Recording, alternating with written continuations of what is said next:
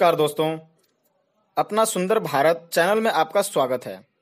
दोस्तों, जिस देश में हमारा जन्म हुआ उसका इतिहास हमें जरूर जानना चाहिए, क्योंकि बीते हुए कल को जानकर ही हम अपना आने वाला कल अच्छा बना सकते हैं। दोस्तों, जब हम भारत का इतिहास पढ़ते हैं तो पता चलता है कि भारत अनंत काल से ही देवी देवताओं, ऋषि मुनियों का देश रहा है। भारत में सदियों से हिंदू राजाओं का शासन चला आ रहा था। चंद्रगुप्त मौर्य के राजा बनने से पहले भारत कई छोटे छोटे रियासतों में बटा हुआ था, जिसे चंद्रगुप्त मौर्य ने अपने रियासत में मिलाया, जिसका विस्तार आज के अफगानिस्तान से लेकर ईरान तक फैला हुआ था। इस काल में भारत विश्व में सबसे अमीर और सोने की चिड़िया कहा जाने वाला देश था।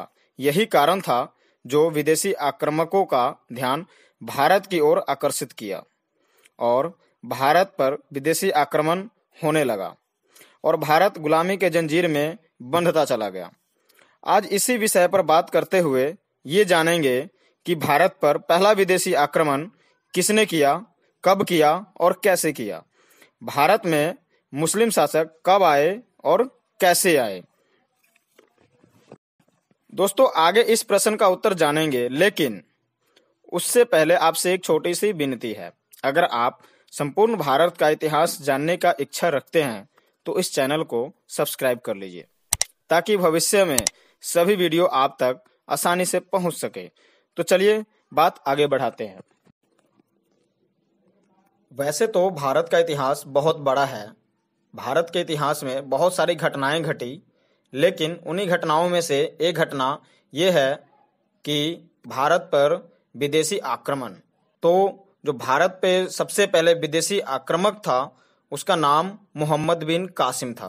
मोहम्मद बिन कासिम भारत पर जीत प्राप्त करने वाला पहला विदेशी था, जिसने 712 ईस्वी में दाहिर को हराकर सिंध पर कब्जा किया। लेकिन मोहम्मद बिन कासिम पहला आक्रमणकारी नहीं था जिसने भारत पर हमला किया था। इससे पहले भी भारत पर 14 बार हमला हो चुका था। 638 ईस्वी से 711 ईस्वी के 74 वर्षों में 9 इस्लामी खलीफाओं ने 15 बार भारत पर हमला किया, लेकिन 14 बार पराजित हुए। 15वीं बार आक्रमण किया, जिसका नेतृत्व मोहम्मद बिन कासिम ने किया। इस समय कासिम ने तक्षशिला विश्वविद्यालय को नष्ट किया।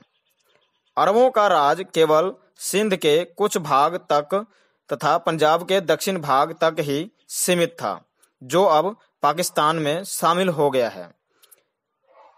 लेकिन अरबों का शासन सिंध से पूर्व की ओर नहीं बढ़ सका, क्योंकि गुजरात के बप्पा रावल ने उनको ऐसी करारी हार दी कि 500 वर्षों तक मुसलमान शासकों की हिम्मत भारत की ओर देखने की ना हुई। गुजरात के तरफ देखना तो बंद कर दिया, लेकिन 870 ईस्वी में अरब सेनापति याकूब येलस ने अफगानिस्तान को अपने अधिकार में कर लिया। इसके बाद यहाँ हिंदू और बौद्धों का धर्मांतरण शुरू हुआ। लगभग सारे अफगानी लोग मुसलमान बन गए। दोस्तों, अभी तक केवल पंजाब, सिंध और अफगानिस्तान का इलाका ही केवल मुस्लिम शासकों के अधीन हुआ था, लेकिन ये सिलसिला अभी खत्म नहीं हुआ था। अल्पतगिन नामक एक तुर्क गुलाम ने 932 ईस्वी में गजनवी वंश का स्थापना किया। गजनवी वंश ईरान के शासकों की एक शाखा थी, जो अरब आक्रमण के दौरान तुर्किस्तान चले गए थे। 977 ईस्वी में गजनवी वंश का नया शासक सुबुक्तगिन बना। सुबुक्तगिन अल्पतगिन का गुलाम था। अल्पतगिन के मृत्यु के बाद सुबुक्तगिन गजनी का शासक बना। तुर्कों ने 977 ईस्वी में पहली बार भारत पर आक्रमण किया। उस समय काबुल और पंजाब पर राजा जयपाल का शासन था, जो युद्ध में हारने के बाद सुबुक्तगिन के अधीन हो गया। 977 ईस्वी में सुबुक्तगिन ने अपनी मृत्यु से पहले अपने छोटे पुत्र इस्माइल को अपना उत्तराधिकारी नियुक्त किया, लेकिन सुबुक्तगिन के मरने के बाद 998 ईस्वी में उसके बड़े पुत्र महमूद ने विद्रोह कर दिया।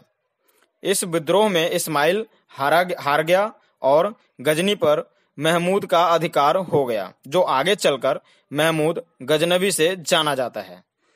महमूद गजनवी अपने पिता सुबुक्तगिन से भारत के बेशुमार दौलत के बारे में काफी सुन रखा था और वह भारत का बेशुमार दौलत लूटने के लिए भारत का रुख कर लेता है।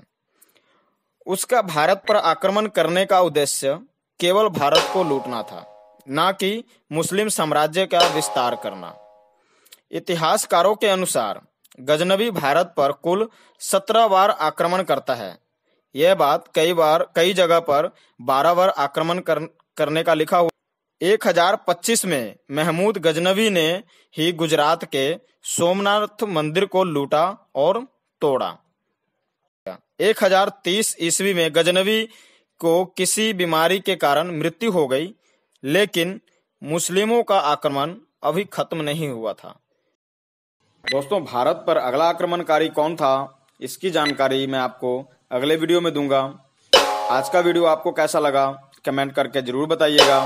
वीडियो पसंद आई हो तो लाइक करके शेयर जरूर कर दीजिएगा। आज के लिए इतना ही। आपने अपना कीमती समय दिया, इसके लिए आपका बहुत बहुत धन्यवाद।